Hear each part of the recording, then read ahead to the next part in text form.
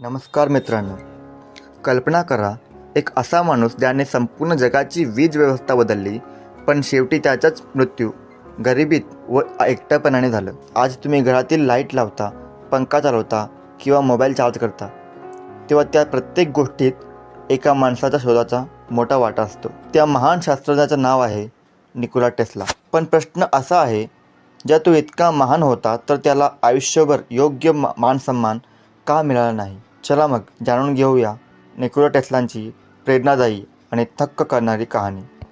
10 जुलै 1856 रोजी निकोला टेस्लांचा जन्म स्नेजरन नावाच्या एक छोट्याशा गावात झालं. आज हे गाव क्रोएशियामध्ये आहे. लहानपणापासूनच टेस्ला इतर मुलांपेक्षा वेगळे होते. त्यांची स्मरणशक्ती इतकी विलक्षण होती की तो संपूर्णपणे तोंडपाठ सांगू शकत होते. तिला लहानपणापासूनच यंत्र, वीज आणि नवीन गोष्टी शोधण्याची प्रचंड आवड होती. त्याचे वडील पाद्री होते. त्यांची आई फारशी शिकली नव्हती, पण ती घरातील काम सोपे करण्यासाठी स्वतः नवीन साधने बनवत होते. टेस्ला नेहमीच म्हणायचे की मला शोध लावण्याची प्रेरणा माझ्या आईकडूनच मिळाली.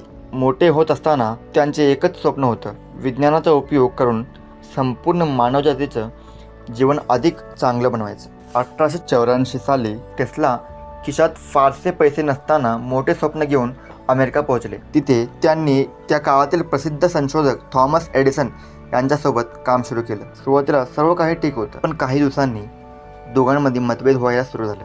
हा वाद पैशांचा नव्हता, हा वाद होता विजेच्या भविष्याचा. एडिसनला DC म्हणजेच डायरेक्ट करंट योग्य वाटत असत, पण टेस्लांचं मानणं थोडं वेगळं होतं. टेस्ला म्हणत होते की अल्टरनेटिव्ह करंट DC पेक्षा प्रभावी आहे, कारण तो वीज लांब अंतरापर्यंत कमी नुकसानात पोहोचू शकत होते. अनेक लोकांनी टेस्लांची थट्टा केली, काहींनी त्यांना वेडा देखील म्हणलं होतं, पण टेस्लांनी हार मानली नाही.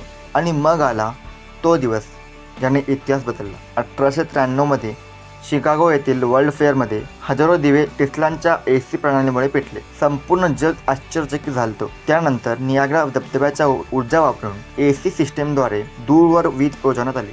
या यशानंतर जगाने मान्य केले की टेस्लांची कल्पना बरोबरच होती. आज हे जवळपास संपूर्ण जगात AC वीजच वापरली जाते. पण टेस्लांची प्रतिमा इथे संपली नाही मित्रांनो. त्यांनी टेस्ला कॉईल तयार केली, जी आजही इलेक्ट्रॉनिक्स अँड रेडिओ तंत्रज्ञानात वापरली जाते. त्यांनी AC इंडक्शन मोटर विकसित केली, जी आजही अनेक मशीन्समध्ये यूज केली जाते. 1897 त्यांनी जगातील पहिली रिमोट कंट्रोल बोट बनवली. टेस्लांचं सर्वात मोठं स्वप्न होतं की संपूर्ण जगाला वायरलेस इलेक्ट्रिसिटी पुरवण्याचं. त्यासाठी त्यांनी कामही केलं होतं, पण पैशांच्या कमतरतेमुळं हा प्रकल्प पूर्ण होऊ शकला नाही.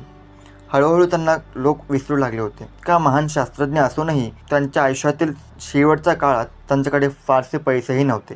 7 जानेवारी 1943 रोजी न्यूयॉर्कमधील एका हॉटेलच्या खोलीत त्यांचं निधन झालं. पण त्यांची कहाणी इथंच संपली नाही मित्रांनो. आज निकोला टेस्लांना इतिहासातील सर्वात महान संशोधकांपैकी एक मानलं जातं. त्यांच्या सन्मानार्थ इलेक्ट्रिक कार कंपनीचं नाव टेस्ला ठेवण्यात आलं. टेस्ला एकदा म्हणाले होते की वर्तमान त्यांचं आहे, पण भविष्य ज्यासाठी मी काम केलं ते माझं आहे. आजचं जग पाहिल्यावर त्यांचे हे शब्द अक्षरशः खरे वाटतात. जर तुम्हाला ही कहाणी आवडली असेल तर व्हिडिओला लाईक करा, चॅनलला सबस्क्राईब करा आणि पुढचा व्हिडिओ कुठल्या टॉपिकवर पाहिजे ते कमेंटवर कळवा. धन्यवाद.